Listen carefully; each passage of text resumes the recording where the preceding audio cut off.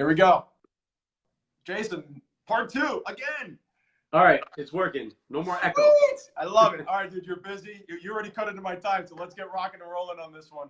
I gotta introduce you as the social media guru who literally added close to 4 million people onto his Instagram accounts in less than 2 years.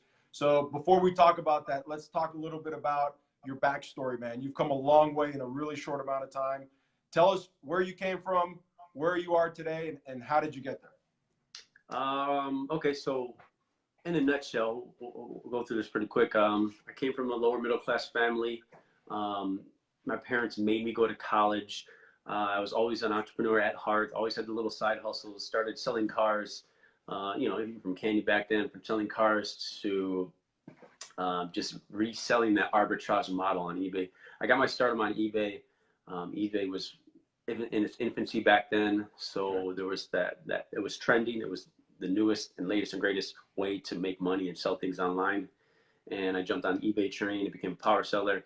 I started selling used junkyard parts on eBay, and that's how I started my first business. Wow. Like I said, my parents put me to school, became a mechanical engineer. Okay. So went for school for 5 years, and during those 5 years in college is when I started my first business. Nice. I knew that I took one co-op job when I was in college, and I knew that I would never be working for someone again in my entire life. Okay. That co-op job was the worst. I had to drive an hour to work, an hour in traffic on the way home. I'm like, I am never wasting 2 hours of my life. This was for 4 months of a semester. It was the worst. It was worse. It was bad. That's awesome. Now, you talked about being, where did you go to college, by the way? University of Akron. Nice. All right, cool. Now, you talked about a lot of the businesses that you have in place now, or you started some businesses, but you have a lot of businesses going on. But not only you're a businessman, but you're a father and you're a husband. What systems do you have in place to keep all of it together, to be the father that you are, the husband that you are, and the businessman that you are? Man, it's just about prioritizing and being disciplined in your priorities. Okay. So, you got to be disciplined in everything you do. Whether you motivate yourself, you have to be able to motivate yourselves and be disciplined to get up in the morning, to work out, to go to the gym, to make time for your friends, to make time for your family, and to make time for your kids. And to put, I always like to have the saying that, like, I don't build my business around my family. I build my life. I build my life around my businesses. So if I'm not going to start a business that's going to take up all my time or tie me down to one spot, so to speak. All right. Sweet, man. I love it. Now, you are known. I did a lot of research before our interview on you. And man, I think almost every article points to, and it's kind of weird doing this Facebook Live video because I'm trying to look at you that's on my screen, but my camera's over here. I know. I'm looking at my camera. Yeah, it's weird. That's one tip I tell everybody. Don't look at yourself because you're going to fuck yourself up talking to yourself.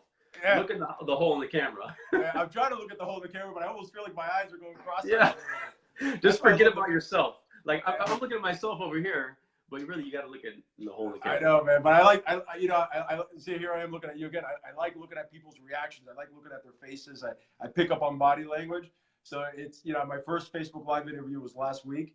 So that was my first experience, and this is my second one. And I have to admit, I'm having that adjustment between the two. So I'm sorry if I'm not looking at you right in the eye.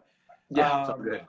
But man, every article points to this huge and massive social media following that you built on millionaire_mentor on Instagram and on Jason_Stone on Instagram as well. Between the two, you have almost 4 million followers. Yeah. Less than 2 years. How did you do that? I'm having a hard time breaking 1,000 on Instagram. you did it in 2 years. Well, it's going on 4 years now.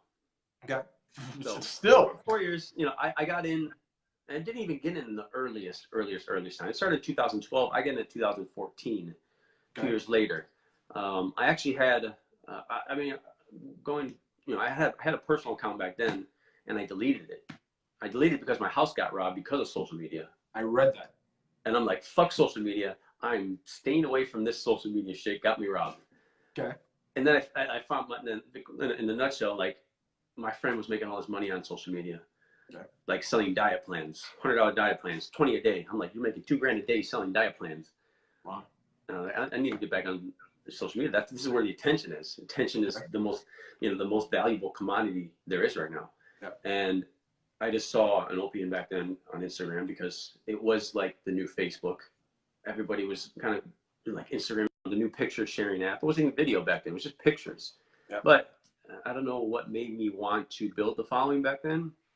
I think in the beginning it was just like I wanted to like have a lot of followers to sell some shout outs. Okay. And when I sold my first shout out for $20, I'm like, yes, I made it. I don't even want to know what you charge for a shout out now. 500 to 1,000. Really? Wow.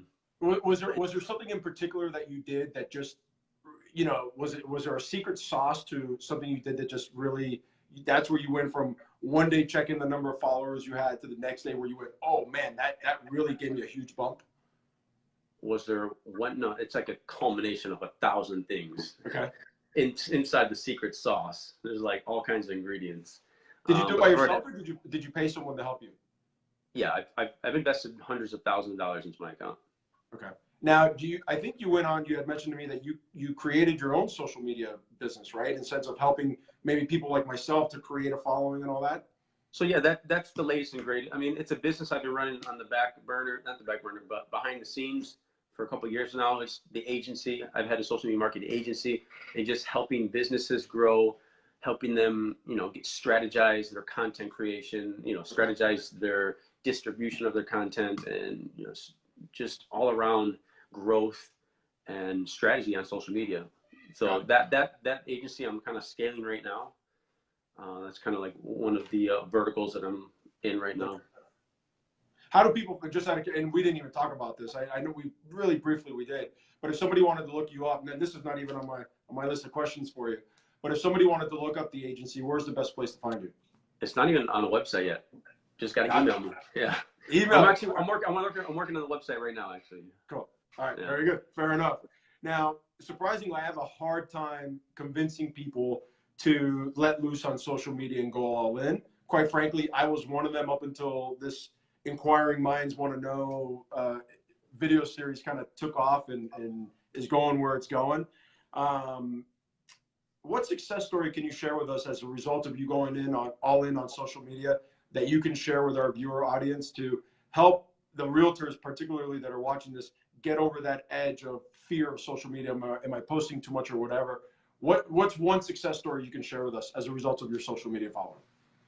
I mean, as far as like talking about a name of a client, I probably wouldn't want to do that, but every client I work with is successful. Well, Millionaire Mentor. Every realtor should have an Instagram page. Like, I know realtors that started years ago on Instagram, okay, and they're closing celebrities and athletes and big power players because of the only fact of the reason is they have a social media following. Got it. They got 100-some thousand followers. They've been working on it for years, and they can close bigger clients because they're just out there. They have the attention. You know, they're putting themselves out there, and that's what a lot of people are afraid to do: put themselves out there and invest into their social media.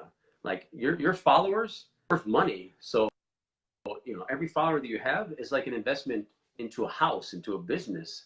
You know, the more you grow that follower base and your tribe, the more attention you have, the more social currency you have, the more clout you have, and the bigger and the badder you are in your industry. So I want every realtor that's watching this to hit me up because I will help you grow your social media following. You got it, man. So you know, if you were to look at where you put your dollars, right? If you had one or two platforms to put your money in, would you go all in on Instagram? Would you say, hey, some Instagram, some Facebook? Where would you put all your money? Or definitely Instagram. Definitely Instagram, but Facebook does. I mean, for your business, yes, you have to have a business Facebook page, and you know, you should post the same way you do on Instagram that you do on Facebook. Okay. You can do the same type of posts. You're gonna have a different audience on each platform. Sure. But as far as like where the attention is going right now and how exponentially the growth of Instagram is going, it's growing exponentially. Like, if you look at the graph, I show everybody's graph, it's going like this. We just reached 1 billion users. We're already hit 1.5 any day, any month now. Wow. And it's going to get exponentially bigger and bigger and bigger. Cool. All right. So last question, I'm going to let you go, Jason. Again, we're running I don't even know how long we've been running. If there's one book that you would highly recommend to our audience to pick up and read. I end all interviews with this one question. What's one book you think changed your life? How to Win Friends and Influence People. To become an influencer is the name of the game. You got to influence people no matter what you're doing in your life. If you're selling the house to this person, you got to influence them to buy it. You got to become friends with your prospects, your buyers, and that book has changed countless of lives. Yeah. All right, Jason, it took us a while to get here, man. I really appreciate you taking the time. Finally, I told you I was nervous, I was excited, I was anxious. I'm glad we were able to pull it off. Well, we finally made it happen. Like I just showed my house right now. Hopefully, it's going to sell or lease. Maybe you guys can give me some good luck. Yeah, you never know. You got a bunch of. By the time we're done, we'll probably get 5,000-6,000 realtors that'll watch this. So it's good stuff. Definitely. All right, well, Jason. Awesome. Thanks for having me. Thank you, man. I appreciate it. Take care, man. I love the quick interview. This was great. Hey, that's live and fun. You may mess up, but who cares? Most interviews are like half hour long, but this is good. I like the quick ones. It's good. Thank you. I appreciate that. I really do. All right, guys. Take care, man. Bye. Signing off. Bye.